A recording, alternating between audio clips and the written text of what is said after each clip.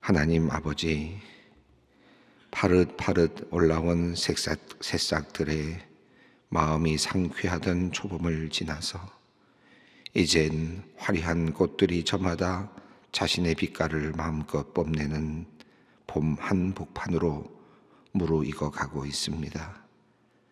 이른 아침이지만 시선을 어디 두어도 풍성한 생명의 기운이 눈에 가득 담기는 시간입니다. 주님의 오묘한 손길과 그 세밀한 살피심에 마음 따뜻한 봄볕이 이 아침에도 우리 심령 가운데 스며드는 듯 합니다. 이렇듯 제 때를 찾아 주저함없이 자기 자리를 찾아가는 자연의 신비를 바라보면서 피조물인 우리 자신은 얼마나 나의 자리를 잘 찾아가고 있는지 돌아봅니다. 이 아침 새롭게 펼쳐주신 마음의 도화지 위에 그리는 그 첫 그림은 우리 애초의 자리를 찾아가는 그 좌표로 시작하게 하여 주시옵소서. 기오는 봄이지만 아직 상황과 마음이 늦 겨울을 벗어나지 못한 분들이 많이 있습니다. 특별히 아직도 만연한 감염병의 테두리 안에 갇혀 있는 사람들을 살펴주시기를 기도드립니다. 격리 기간이 끝났지만 아직도 기침이 그치지 않아 공중석상에 참여하기 미안해 현장 예배를 드리지 못하는 성도님들의 마음 가운데 특별히 함께하여 주시옵소서. 감염병이 중증으로 이어져서 어려움을 겪는 분들도 있습니다. 장례식장마다 빈소가 부족하고 국화 수급이 어려울 정도로 장례가 이어지고 있다는 슬픈 소식도 있습니다. 부디 이 바이러스의 기세가 더욱 수그러들어서 우리가 그토록 바라고 바랐던 일상이, 특별히 신앙의 일상이 속히 회복되기를 기도드립니다. 이 새벽에도 간절함으로 예배당에 나와 자리를 지키는 성도님들의 간구를 들어주시고 주님을 향한 사랑의 마음을 받아 주시옵소서. 늘 함께 모여 기도하는 이 자리가 깊은 은혜로 가득 채워지게 하시고 하나님의 응답과 도우심을 경험하고 누리는 귀한 자리가 되게 하여 주시옵소서. 오늘은 여전도회 연합 예배가 있는 날입니다. 1여전도회부터 7여전도회에 이르기까지 각 연령별로 구성된 믿음의 여전도회가 한 달에 한 번 모여 주님 앞에 예배하며 서로의 사역을 격려하는 귀한 시간입니다. 가정에서도 안주인의 역할을 감당하며 주님께서 맡기신 섬김의 현장 마다하지 않고 지켜내는 귀한 여전도회 회원들 위에 함께하여 주시옵소서. 시대의 변화로 교회 사역에 매진할 수 있는 일꾼들이 한정되어 가지만 그럼에도 불구하고 그저 주님만 바라보고 충성의 마음으로 주님을 섬기는 그 마음을 기쁘게 받아주시옵고 그 사역을 풍성하게 이끌어 주시옵소서. 하나님, 지난 주 말부터 이번 주까지 세례 교육이 이어지고 있습니다. 이전의 삶을 내려놓고 그리스도의 신비한 연합을 기대하며 이 기간을 보내고 있는 이들에게 축복하여 주시고 성령의 은혜를 내려 주시옵소서. 자신을 깊이 성찰하고 회개하게 하시며 주님의 손을 붙잡는 거룩한 결단이 이어지게 하여 주시옵소서. 부활절 세례식까지 주님을 사모하는 마음이 더욱 깊어지게 하여 주시어서 세례받을 때 깊은 은혜의 자리로 나아가게 하여 주시옵소서. 다른 이들이 세례받는 모습 보며 가족의 구원을 위해 기도하고 있는 분들도 있습니다. 이들의 간절한 기도 주님께서 들어주시고 또한 응답하여 주시옵소서. 사순절 기간 동안 건강한 몸과 재정을 준비하여 이웃사랑을 실천하는 피로회복 프로젝트가 진행 중입니다. 이번 주일 4월 10일에 그동안 준비했던 헌혈 사역이 예정되어 있습니다. 올해는 특별히 소아암 환자를 위해 더욱 따뜻한 마음으로 많은 분들이 준비하고 있습니다. 이날 가능한 많은 분들이 헌혈이 이루어지게 하시고 여러 방법을 통해 사랑의 마음을 모으는 시간이 되게 하여 주시옵소서. 당일 모든 진행 상황이 순조롭게 이어지게 하시고 안전하고도 은혜로운 공동체의 경험으로 주님 이끌어 주시옵소서. 아무 희망 없이 하루하루 고통에 지쳐 쓰러져 있는 어린 생명들과 가족들에게 그리스도의 보혈에 깃든 사랑을 전하는 귀한 기회가 되게 하여 주시옵소서. 내 이름을 경외하는 너희에게는 공의로운 해가 떠올라서 치료하는 광선을 비추리니 너희가 나가서 외양간에서 나온 송아지같이 뛰리라. 이 말씀 붙잡고 병상에서 오늘도 간절히 기도하는 우리 소망의 모든 성도님들 위해 하나님께서 오늘도 치료의 광선을 비추어 주시기를 간절히 기도합니다. 한 권사님 어머니께서 퇴퇴골 골절상을 입으신 지 열흘이나 되었는데도 폐렴 증상 때문에 수술을 받지 못하고 있습니다. 가족들 면회도 금지되어 가족들이 안타까워합니다. 폐렴 증상이 속히 나아지길 원합니다. 그리하여 고통받는 골절상의 치료도 잘 이어지게 하여 주시옵소서. 주님께서 돌보아 주시옵소서. 코로나 확진 후 격리 기간을 끝내고 나서도 증상이 여전히 심해 입원 중인 구순의 노모님을 위해 기도하는 가족들이 있습니다. 계속 위중해지는 상황 속에서 어머님 곁을 지키지도 못한 채로 병원 통보만을 기다려야 하는 안타까운 처지가 되었습니다. 주님, 권사님의 호흡을 끝까지 편안하게 붙들어 주시옵소서. 고통 가운데 있는 권사님에게 주님께서 보혈 흘리신 그 손으로 그 손길로 만져주시고 아픔을 녹여주시기를 원합니다. 고통 중에도 하늘의 평화, 그 평안을 권사님의 마음에 가득 담아 주시옵소서. 성결기 위해 늘 기도하며 주 안에 있어 늘 성경 보는 성도의 삶을 간구하며 이제 말씀 앞에 나아갑니다. 주님의 음성 구절구절마다 들려지는 역사가, 그 음성이 우리의 삶 가운데 실행되는 역사가 일어나게 하여 주시옵소서. 이 모든 말씀 우리의 생명의 근원이 되시는 우리 주 예수 그리스도의 이름으로 기도드리옵나이다. 아멘. 오늘 말씀입니다. 사무엘하 19장 8절로 23절까지 말씀입니다. 사무엘하 19장 8절로 23절까지 말씀 함께 봉독하겠습니다. 이스라엘은 이미 각기 장막으로 도망하였더라.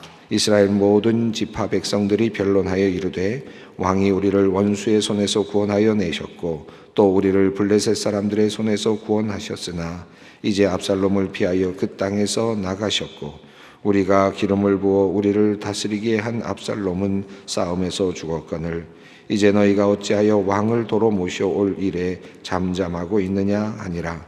다윗 왕이 사독과 아비아달 두 제사장에게 소식을 전하여 이르되 너희는 유다 장로들에게 말하여 이르기를 왕의 말씀이 온 이스라엘이 왕을 왕궁으로 도로 모셔오자 하는 말이 왕께 들렸거늘 너희는 어찌하여 왕을 궁으로 모시는 일에 나중이 되느냐. 너희는 내 형제여 내 고륙이거늘 너희는 어찌하여 왕을 도로 모셔오는 일에 나중이 되리요 하셨다 하고 너희는 또 아마사에게 이르기를 너는 내 고륙이 아니냐. 내가 요압을 이어서 항상 내 앞에서 지휘관이 되지 아니하면 하나님이 내게 벌 위에 벌을 내리시기를 바라노라 하셨다 하라. 모든 유다 사람들이 마음을 하나같이 기울게 하며 그들이 왕께 전가를 보내어 이르되 당신께서는 모든 부하들과 더불어 돌아오소서 한지라. 왕이 돌아와 요단의 이름에 유다 족속이 왕을 맞아 요단을 건너가게 하려고 길갈로 오니라. 바후림에 있는 베냐민 사람 게라의 아들 시므이가 급히 유다 사람과 함께 다윗 왕을 맞으러 내려올 때에 베냐민 사람 1000명이 그와 함께하고 사울 집안의 종 시바도 그의 아들 15과 종 20명과 더불어 그와 함께하여 요단강을 밟고 건너 왕 앞으로 나아오니라. 왕의 가족을 건너가게 하며 왕이 좋게 여기는 대로 쓰게 하려 하여 나룻배로 건너가니 왕이 요단을 건너가게 할 때에 게라의 아들 시므이가 왕 앞에 엎드려 왕께 아뢰되 내 주여 원하건대 내게 죄를 돌리지 마옵소서. 내 주 왕께서 예루살렘에서 나오시던 날에 종의 패역한 일을 기억하지 마시오며 왕의 마음에 두지 마옵소서.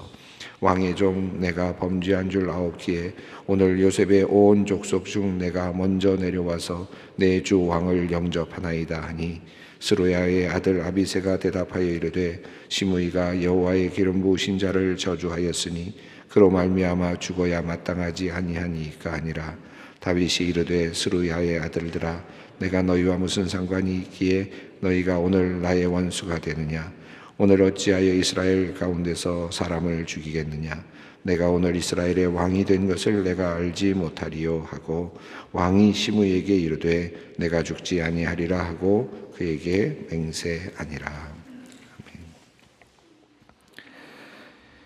예, 이제 모든 것들이 잘 정리가 되어 가고 있는 상황이었지만 다윗은 지금 예루살렘을 피하여 나와 왔고 그리고 더 나아가서 요단강을 건너서 동편으로 지금 나간 상태입니다. 그러니까 사람들을 버리고 한마디로 말하면 국민들을 버리고 지금 목숨을 구하기 위해서 요단강을 건너간 영토를 벗어난 그런 상황이었다고 할 수 있겠습니다. 자, 이런 상황 속에서 이제 다시 돌아와야 되는 상황인데 그 압살롬의 군사들을 무찌르기는 했지만 그래서 이스라엘 사람들이 모두 흩어지기는 했지만 그럼에도 불구하고 다윗의 왕권이 아직 완전하게 갖추어지지는 않았던 것 같습니다. 상당한 시간이 걸렸던 것 같은데 그 내용이 이제 오늘 본문 속에 잘 드러나고 있습니다. 자, 우리 8절 하반절 말씀을 읽겠습니다. 이스라엘은 이미 각기 장막으로 도망하였더라. 여기서 이제 특별하게 조금 그 의미를 두면서 사용하고 있는 단어가 이스라엘이라는 단어와 그리고 이제 유다라고 하는 단어인데요. 여기서 이스라엘은 일반적으로 전체 이스라엘 민족을 지금 이야기하는 것으로 보여지고 특별히 지금 다윗을 지금 적대하면서 압살롬의 편에 붙었던 그런 그 민족들을 전체적으로 통칭하는 것 같습니다. 그래서 여기서 이스라엘이라는 말이 나오고 유다는 유다 지파를 말하는데 특별히 다윗을 이제 그 배출한 그 바로 그 가문이죠. 그래서 유다 백성들이 이제 따로 좀 나눠지고 있습니다. 그래서 여기서 이스라엘은 전체적인 지금 그 국민들 전체 그 지파를 전체적으로 통칭합니다. 대부분의 지파들이 지금 다윗을 적대하는 자리에 서 있었고 압살롬의 편에 서 있었다라는 사실을 우리가 미로 짐작할 수 있습니다. 그러니까 이스라엘의 10개 지파와 더불어서 베냐민 지파까지 그러니까 또한 11개 지파가 모두 지금 압살롬의 편에 서 있었다라고 보는 것이 적절할 것 같습니다. 그리고 유다 지파에 속해 있던 다윗 왕이 지금 이제 피신을 했던 거죠. 그러나 이방인들 다시 말하면 가드 사람이라든지 또는 암몬족 속에 있는 사람들이라든지 이런 사람들의 도움도 받았던 것 같고요. 그 이때라고 하는 그런 이제 장군 이름이 나오지 않았습니까? 이제 그런 분들의 도움을 받으면서 이제 전쟁을 수행했던 것으로 보여지는데, 자 그리고 나서 이제 전쟁에서 압살롬이 죽고 모두가 흩어진 상황 속에서 이제 그것을 수습하는 과정이 쉽지는 않았던 것 같습니다. 9절 말씀을 읽습니다. 이스라엘 모든 지파 백성들이 변론하여 이르되 왕이 우리를 원수의 손에서 구원하여 내셨고 또 우리를 블레셋 사람들의 손에서 구원하셨으나 이제 압살롬을 피하여 그 땅에서 나가셨고 10절 말씀을 읽습니다. 우리가 기름을 부어 우리를 다스리게 한 압살롬은 싸움에서 죽었거늘 이제 너희가 어찌하여 왕을 도로 모셔 올 일에 잠잠하고 있느냐 하니라. 예. 이스라엘 백성들이 다 흩어져 도망간 다음에 서로 지파들 대표들이 아마 그렇겠죠. 그리고 또 그 모든 백성들의 마음이 그러했다고 할 수 있겠습니다. 서로 이제 다투는 장면인데 서로 쟁론하는 그런 치열한 논쟁이 있었던 것으로 보여집니다. 이 변론하다라고 하는 이 단어가 이제 다투다라는 표현으로도 많이 쓰는 것이어서 서로 아주 치열하게 논쟁을 했다라고 볼 수 있겠네요. 어떤 내용이었는지가 9절과 10절에 자세히 나오고 있습니다. 자, 우선 다윗에 대한 좋은 평가도 있고 또 나쁜 평가도 함께 있습니다. 자, 첫 번째는 왕이 우리를 원수의 손에서 구원하여 내었고 블레셋 사람들에게서 구원해 낸 사람은 그리고 안정되게 이 땅을 영토로 확보한 사람은 다윗이다. 라는 것이죠. 그래서 왕이 우리를 원수의 손에서 구원하여 내었고 또 우리를 블레셋 사람들의 손에서 구원하였다라고 하는 다윗에 대한 치적을 먼저 이야기를 합니다. 그렇지만 한 가지 문제는 다윗은 그 반란이 일어났을 때 압살롬을 피하여서 이 땅을 떠난 사람이다. 이건 이제 다윗에 대한 좋지 않은 평가겠죠. 떠난 사람이다. 우리를 버렸다. 우리 민족을 버렸다. 라고 하는 그 또 다른 하나의 이야기를 하고 있습니다. 10절을 보면 다윗은 우리가 기름을 부어서 다윗이 아니라 압살롬에게 우리가 붙지 않았느냐, 압살롬에게 우리가 기름을 부어서 그를 왕으로 세우지 않았느냐 하는 것이죠. 자, 그런데 문제는 뭐냐? 그러니까 이것은 다윗의 적대적인 거죠. 자, 우리가 다윗을 선택한 것이 아니라 압살롬을 선택한 것 아니었느냐라고 하는 또 다른 이제 반론이 나옵니다. 그러나 또 다른 반론은 그런데 그 압살롬은 지금 죽지 않았느냐라고 하는 또 다른 이제 반론이 나옵니다. 자, 그러니까 이 상황 속에서는 다윗 왕을 이제 우리의 왕으로 다시 모셔와야 되지 않겠느냐라고 하는 또 다른 논쟁거리들이 일어나고 있었다라는 것입니다. 그러니까 이스라엘 백성들이 다 도망간 다음에는 그 다음에 이제 다윗 왕을 우리의 왕으로 모실 거냐, 아니면 어떻게 할 거냐. 우리는 압살롬을 지금 지지했었고 압살롬을 세웠었는데 이제 어떻게 할 거냐라고 하는 이런 지금 고민거리에 빠져 있는 상황이라고 할 수 있겠습니다.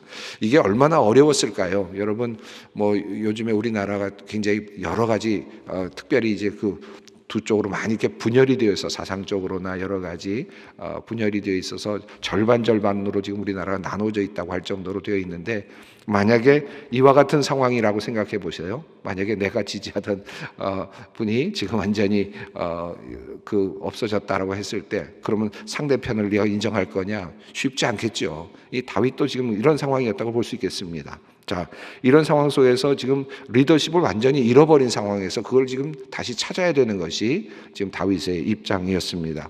자, 11절 말씀을 읽습니다. 다윗 왕이 사독과 아비아달 두 제사장에게 소식을 전하여 이르되 너희는 유다 장로들에게 말하여 이르기를 왕의 말씀이 온 이스라엘의 왕을 왕궁으로 도로 모셔오자 하는 말이 왕께 들렸거늘 너희는 어찌하여 왕을 궁으로 모시는 일에 나중이 되느냐. 자, 그러자 다윗이 이제 조금 더 능동적으로 움직입니다. 자신의 왕권을 회복하기 위해서 자신의 노력이 필요했던 것 같습니다. 사독과 아비아달 두 제사장에게 이제 그를 불러서 하나의 메신저의 역할을 주죠. 그리고 유다 장로들에게 지금 찾아가도록 했습니다. 유다 장로들이라는 말씀, 아까 말씀드린 것처럼 이스라엘이라고 하는 통칭하고 있는 백성들과는 좀 다르게 유다 지파에 소속된 그 자기 지파입니다. 자기 지파에서부터 먼저 지금 리더십을 얻어야 되는 상황이었습니다. 아직 유다 지파로부터도 리더십이 제대로 세워지지 않았던 것을 우리가 확인할 수 있는 부분입니다. 자, 그래서 다윗은 유다 장로들에게 사독과 아비아달을 보내서 이스라엘 사람들이 지금 밖에서도 이렇게 왕궁으로 모시자고 하는 이야기가 들리는데 너희 유다 사람들 우리 친족이 아니냐, 우리 같은 민족인데 너희가 먼저 움직여야 되지 않겠느냐라고 이제 나름의 어떤 하나의 그 정치적인 하나의 그 방법을 통해서 지금 그를 스스로 자기가 돌아갈 수 있는 길을 지금 만들어가고 있습니다. 다윗은 또 한 걸음 더 나아가서 12절에서 이렇게 말합니다. 너희는 내 형제여 내 고륙이거늘 너희는 어찌하여 왕을 도로 모셔오는 일에 나중이 되리요 하셨다 하고, 온 이스라엘 백성들이 이제 다윗을 다시 모셔올 것이냐 아닐 것이냐 그걸 가지고 서로 다른 왕을 세울 것이냐 이런 것을 가지고 지금 서로 설왕설래하고 있는 상황 속에서 너희는 내 족속이 아니냐, 내 혈육이 아니냐, 유다 민족은, 유다 지파는 너희가 빨리 먼저 그것을 해야 되지 않겠느냐라고 하는 이제 설득을 다윗이 스스로 하고 있는 것이죠. 자, 그리고 나서 다윗은 한 걸음 더 나아갑니다.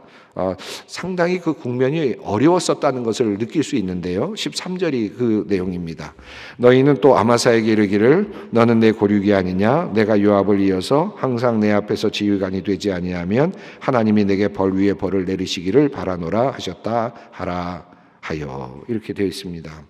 자, 다윗은 지금 아주 굉장히 중요한 결단을 하는데요.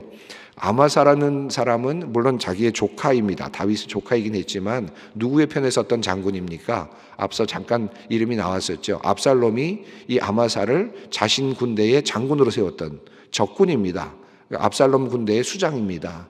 그리고 다윗 편에는 요압과 또 형제들이, 스루아의 아들들이 있었죠. 그러니까 둘이 물론 서로가 다 같은 가문이었지만 서로 싸우게 된, 유다 지파끼리 싸웠던 그런 내용이기도 합니다. 실제적으로는 유다 안에서 싸웠기 때문에 유다 지파 안에서도 먼저 화합이 일어나야 되는 상황이었던 것을 볼 수 있습니다. 적군의, 당시로서는 반역군의 수장이었던 아마사를 다윗은 지금 회유합니다. 그래서 내가 요압 자리에 너를 넣겠다. 그만큼 지금 아주 큰 결단을 지금 하고 있습니다. 글쎄요, 요압 입장에서 보면 굉장히 억울할 수도 있겠습니다. 자신의 그 모든 것을 다 바쳐서 다윗 왕을 구하고 또 지켜낸 요압과 그의 형제들인데, 그럼에도 불구하고 지금 다윗은 자신의 어떤 정권, 그러니까 이 그 왕권을 얻기 위해서 아마사에게까지 손을 지금 내밀고 있습니다. 어찌 보면 화해의 정책이라고도 볼 수 있겠습니다. 그런 면에서 좋게 볼 수도 있겠죠. 그래서 우선은 유다 사람들과의 먼저 하나가 되는 먼저 작업을 해 나가고 있습니다. 자, 이렇게 해서 유다 지파의 마음이 먼저 이제 기울어지게 되었습니다. 14절 말씀입니다. 모든 유다 사람들이 마음을 하나같이 기울게 하며 그들이 왕께 전가를 보내어 이르되 당신께서는 모든 부하들과 더불어 돌아오소서 한지라. 자, 이거 사실은 주어가 다윗 왕이었고요. 다윗 왕이 스스로 이렇게 저렇게 열심히 노력을 해서 자기 자신의 돌아올 길을 지금 마련하고 있는, 조금은 참 안타까운 현실이 보여지고 있는데, 그래도 나름의 그 리더십을 발휘하고 있습니다. 결국은 유다 지파 사람들이 자신의 그 지파의 왕이었던, 자신의 지파가 세웠던 왕, 이 다윗 왕을 다시 불러들이는 이제 그런 모습이 나타납니다. 이제 왕이 이제 돌아갈 수 있는 길이 열렸습니다. 15절 말씀입니다. 왕이 돌아와 요단에 이름에 유다 족속이 왕을 맞아 요단을 건너가게 하려고 길갈로 오니라. 자, 모든 지파는 다 흩어졌어요. 자, 그리고 지금 그들은 이제 다윗을 왕으로 맞을 것이냐, 그대로, 아니면 우리가 지지했던 압살롬을 이미 죽었으니까 또 다른 왕을 세울 거냐, 이 고민이 지금 거리가 있는 거죠. 그럼에도 불구하고 지금 유다 족속은 이제 한 마음으로 모였습니다. 자, 여기에 이제 오늘 16절부터 23절까지 내용은 또 다른 한 지파에 대한 이야기가 소개되고 있는데요. 이 이야기는 결과적으로 이제 남유다라고 하는 제국, 남유다라고 하는 나라가 왜 두 지파로 이제 이어지게 되었는지를 보여주는 매우 중요한 단서입니다. 남유다는 유다를 중심으로 이루어져 있는데 한 지파가 덧붙여졌죠. 그 지파는 바로 베냐민 지파입니다. 그래서 나머지 10지파가 이제 이 북에 이스라엘을 나중에 형성하게 되고, 남유다 지역에는 베냐민 지파와 유다 지파가 이제 함께 이제 남유다 나라를 이루어 가게 되는데, 먼 훗날의 이야기입니다. 그런데 바로 그 시초, 바로 그 첫 번째 이야기가 16절부터 23절까지 나옵니다. 16절 읽습니다. 바후림에 있는 베냐민 사람 게라의 아들 시므이가 급히 유다 사람과 함께 다윗 왕을 맞으러 나려올 때에, 17절 읽습니다. 베냐민 사람 1000명이 그와 함께하고 사울 집안의 종 시바도 그의 아들 15과 종 20명과 더불어 그와 함께하여 요단강을 밟고 건너 왕 앞으로 나아오니라. 여기 지금 두 사람의 이름이 나오는데 시므이라는 이름과 시바라는 이름이 나옵니다. 시바는 무비보셋의 종이었죠. 그런데 사실은 무비보셋을 모함을 했었습니다. 그리고 자기 자신이 그 떠나오는 예루살렘에서 막 도피하고 있는 그 왕을 영접했던 사람이죠. 나름대로 그래서 무비보셋이 가지고 있었던 모든 재산을 왕으로부터 건네받았습니다. 자, 그런 사람입니다. 그런데 이 시바가 이제 왕이 돌아오는 것을 보면서 지금 마중을 나오고 있고, 또 한 사람이 이름이 있는데 시므이입니다. 여러분, 이 시므이라고 하는 바후림에 있는 시므이는 어떤 사람이었습니까? 다윗이 막 도망을 갈 때 저주를 하면서 쫓아가면서 피를 흘린 자는 저주를 받아 마땅하다라고 하면서 계속해서 따라가면서 흙을 뿌리면서 저주했다라고 하는 그 사람이죠. 그 사람은 그 다윗이 그때 죽이자고 할 때, 그 아마샤가 죽이자고 할 때 다윗이 그냥 두어라 라고 말하면서 그를 놓아두었던 그런 내용이 있었습니다. 그 당시로서는 한 사람의 어떤 하나의 1인 시위처럼 보여지기도 했었는데, 실제로 보니까 베냐민 지파의 매우 중요한 인물이었다는 사실이 드러납니다. 이 시므이가 급히 이제 나옵니다. 18절 읽습니다. 19절까지 읽겠습니다.